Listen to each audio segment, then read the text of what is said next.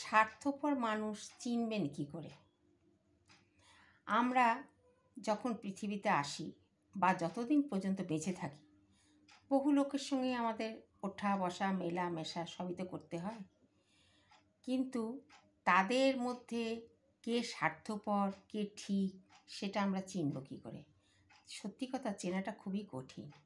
কিন্তু এইসব মানুষগুলো কিন্তু আমাদের জীবনে অনেক ক্ষতি করে এবং এমনকি জীবনের গতিও পরিবর্তন করে থাকে। তাই স্বার্থপর মানুষকে আমাদের এড়িয়ে চলতে হবে। নমস্কার, রিয়ালাইজেশন ব্লকে সবাইকে অভিনন্দন। আশা করি সবাই ভালো আছেন। দেখুন, ধরুন কোথাও আমরা অনেকগুলো মানুষ মিলে গল্প করছি, নানা রকম সমালোচনা আলোচনা চলছে। তাদের মধ্যে হয়তো কেউ সত্যিকারেরই স্বার্থপর, সেটা আমরা বুঝবো কী করে? দেখবেন তারা কি করবে, গল্পের যে বিষয়বস্তু সেইটাকে উপেক্ষা করে নিজের দিকে মোড় ঘোরাবার চেষ্টা করবে এবং নিজের অহংকারী কথাবার্তা বলবে এবং নিজের অহংকারে যে নিজে বেশ গর্ববোধ করে সেগুলো প্রকাশ করবার চেষ্টা করবে। এই জিনিসগুলো দেখে খানিকটা বোঝা যায় যে মানুষটা স্বার্থপর। এছাড়া তাদের মধ্যে একটা জিনিস আছে, স্বার্থপর মানুষদের কতগুলো বৈশিষ্ট্য আছে।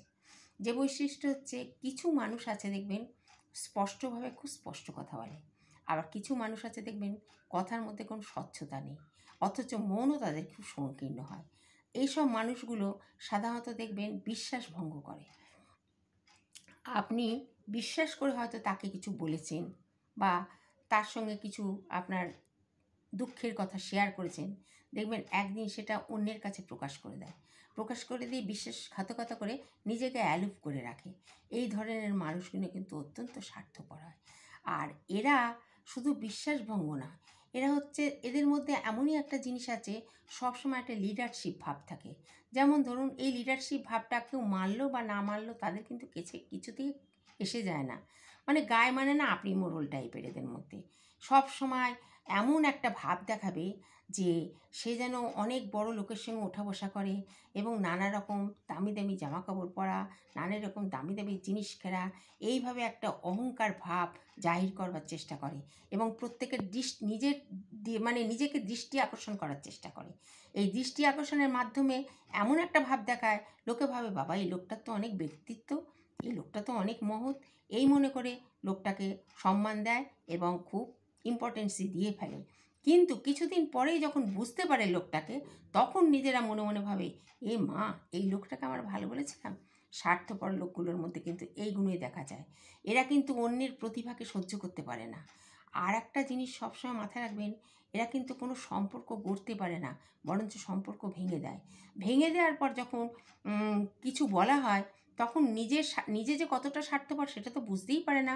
উল্টিয়ে বলে, আমি তো কিছু করিনি, কেন যে আমাকে ছেড়ে গেল, কেন যে আমায় দোষ দিল, আমি বুঝতেই পারলাম না। এই ধরনের মন্তব্য কিন্তু তারা করে।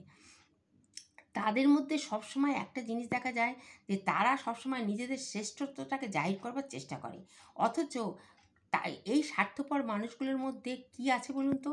এরা কিন্তু সম্পূর্ণরূপে ব্যর্থ।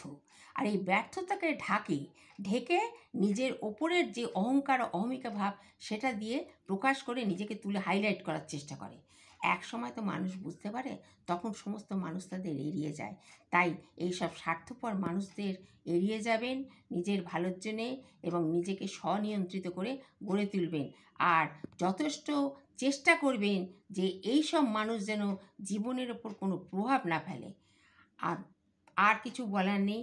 আমি কতটা মোটিভেট করতে পারলাম জানি না, তবে যদি ভালো লাগে আমাকে লাইক করবেন, শেয়ার করবেন, আর আপনারা খুব ভালো থাকবেন।